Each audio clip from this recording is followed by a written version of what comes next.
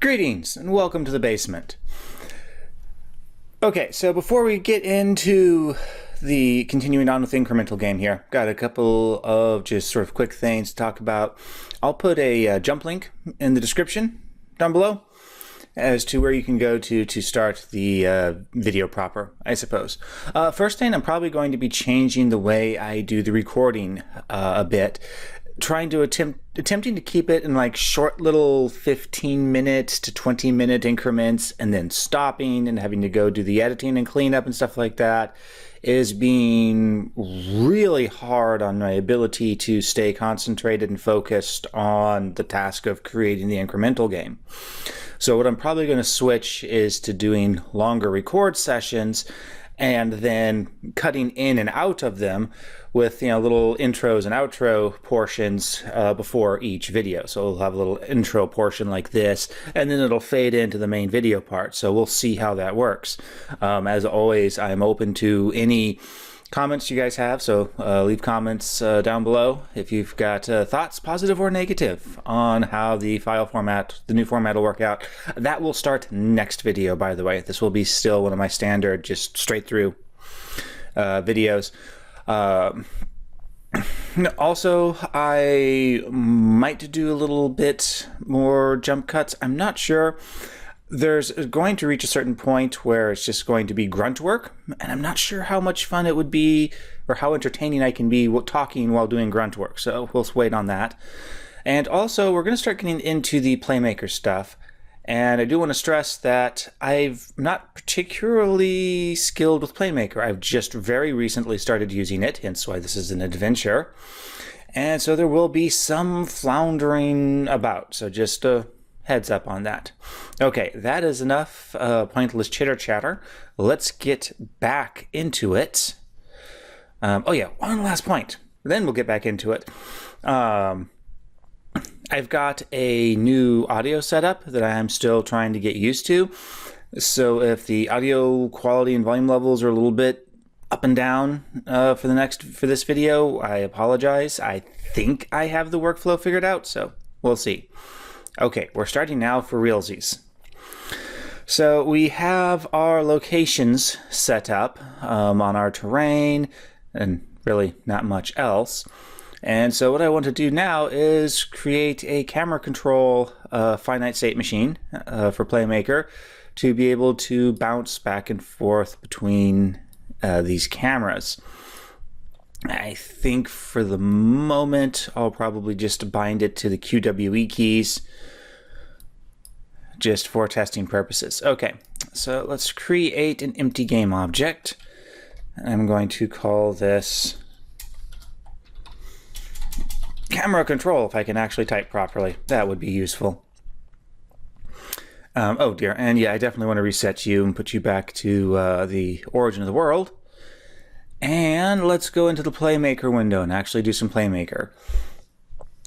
So getting started into Playmaker, this isn't, again, not going to be a full tutorial video on Playmaker specifically, but I will talk my way through my actions as I do them. So getting a state machine in is pretty simple. Right click to add FSM. That's pretty standard.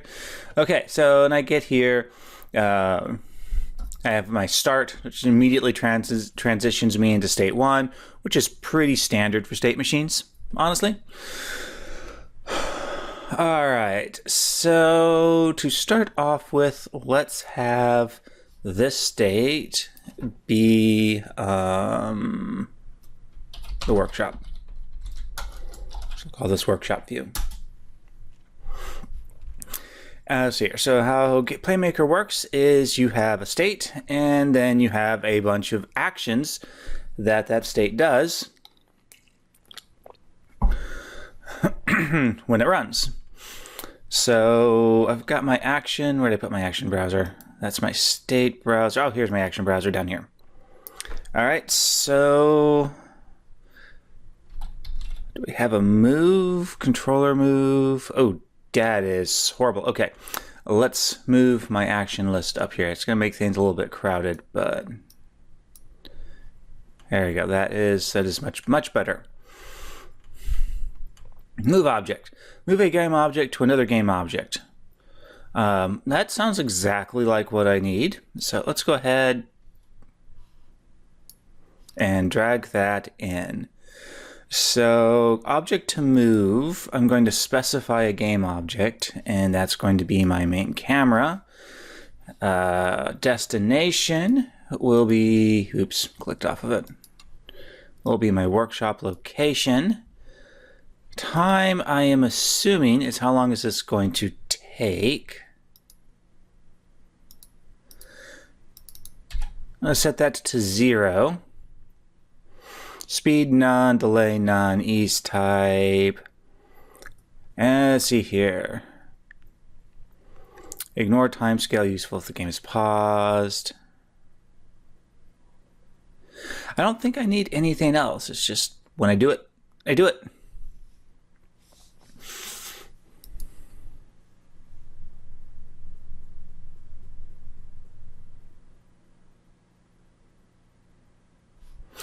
And I think I will, though, add a transition finished into a new state.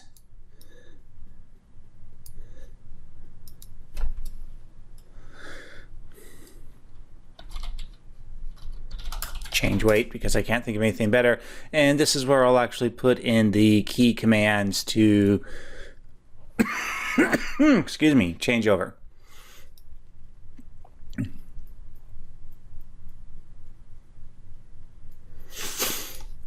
Okay, so that should, let me come back over here and, oops, I'm already, excuse me, already at the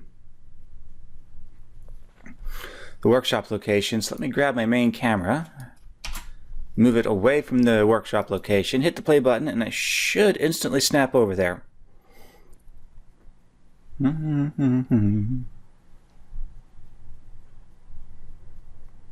Sometime during this recording session, Unity.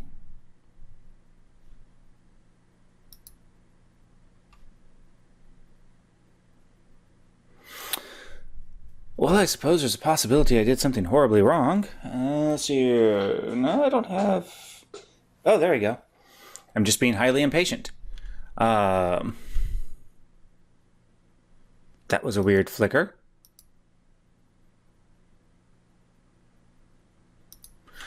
Snapping me back. Okay.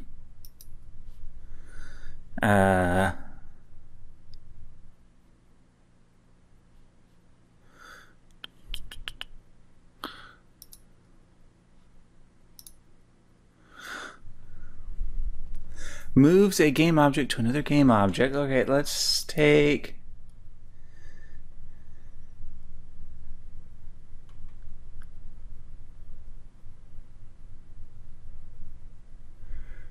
Alright, well, that failed miserably. Okay then, let's see here. So, the documentation on this is not particularly good. Because it doesn't tell me what this time thing is. Is this how long I stay there? That would be very strange, to be quite honest. No, that's...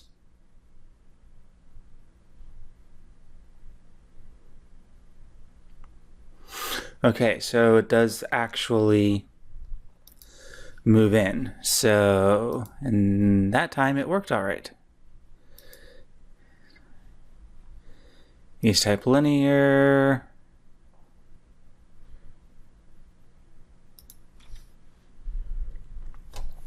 Yeah, that's not going to work if it has to have a time value, which, I'll be honest, seems a little bit strange.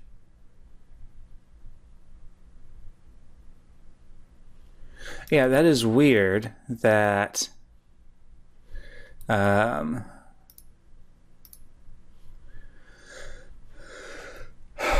having a super fast time value makes it snap like that. That is extremely strange.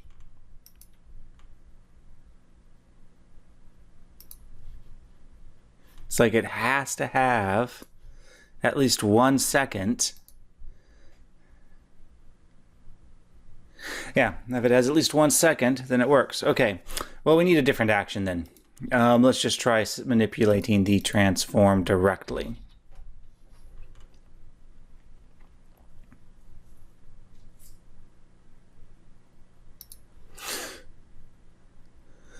So, looks like I can get a transform. Okay, let's go that route instead. So let's remove this.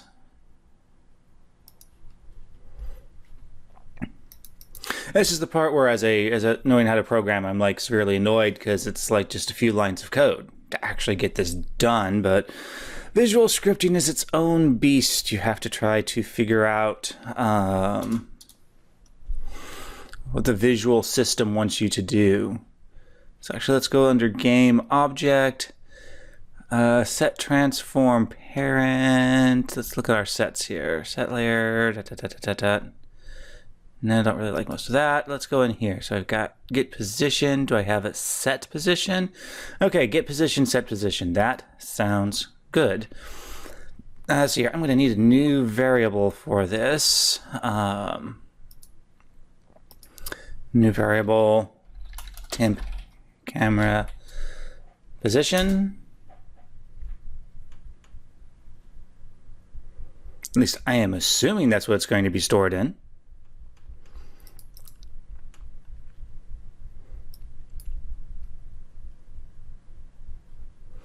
I am going to specify that I am getting the workshop location.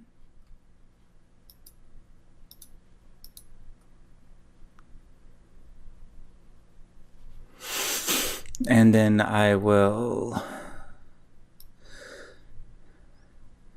Ooh, I also need to get rotation as well, don't I? Yes, I do. So I need to get rotation.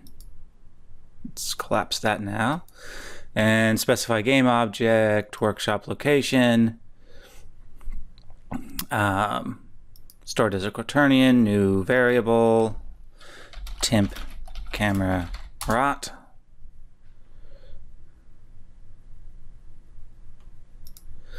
And then I should be able to set those back. So set position, specify game object, main camera, temp camera position, and set rotation, specify game object, main camera, temp camera rotation.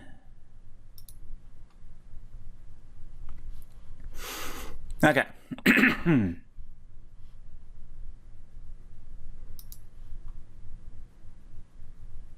There we go. That works. All right. Beautiful. Exactly what I wanted. All right. So then that should make it fairly easy then to get the other set up.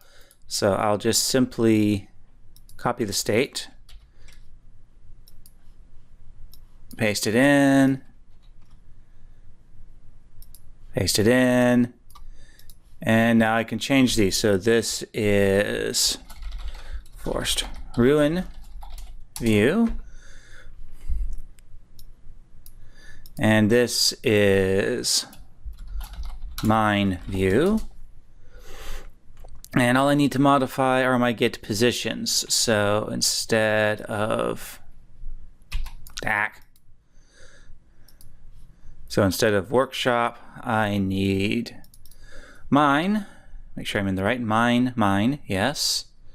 And then same thing for rotation.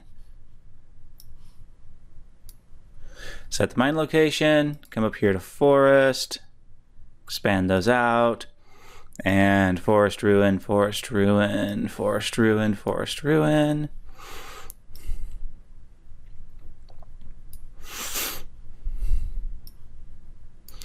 And now, let's see here, let's just get some quick.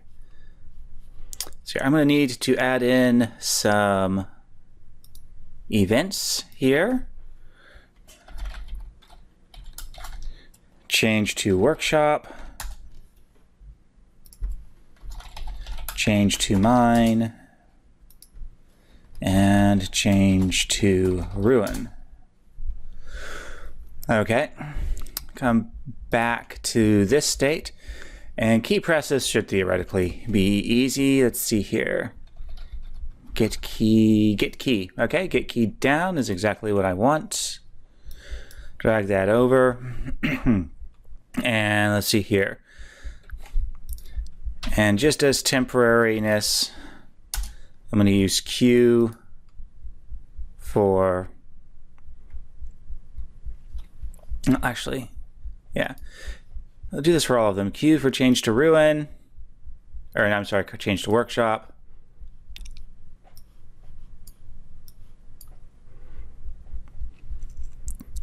And let's keep these in order. W for a change to, let's do that to change to ruin. And E for change to mine.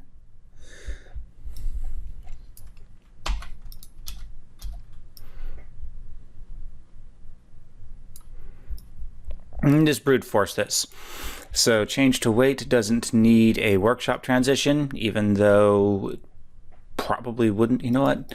Probably doesn't actually matter. So I'm just going to leave that in all of their finished events. Go to here.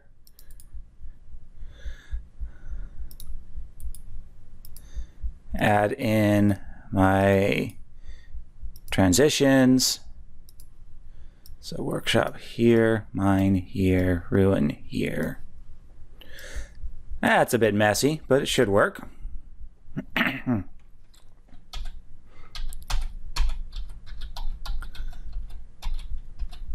Huzzah, it works. And like I suspected, if I'm changing to the exact same position, it doesn't flicker. All right, excellent, excellent. So we've got progress. We've got the beginnings of a menu system. Now we actually need to put in some UI elements here.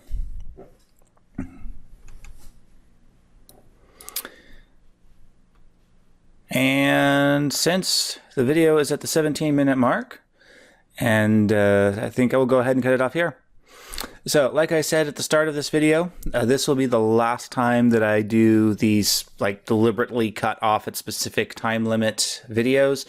For the rest of the creation of this project, I'm just going to do like really long, like hour to 2 hour recording chunks, and then split those up into 15-minute videos with little intro and outros on each end, just to try and keep the flow of creating this a little bit better. So until the next video, take care.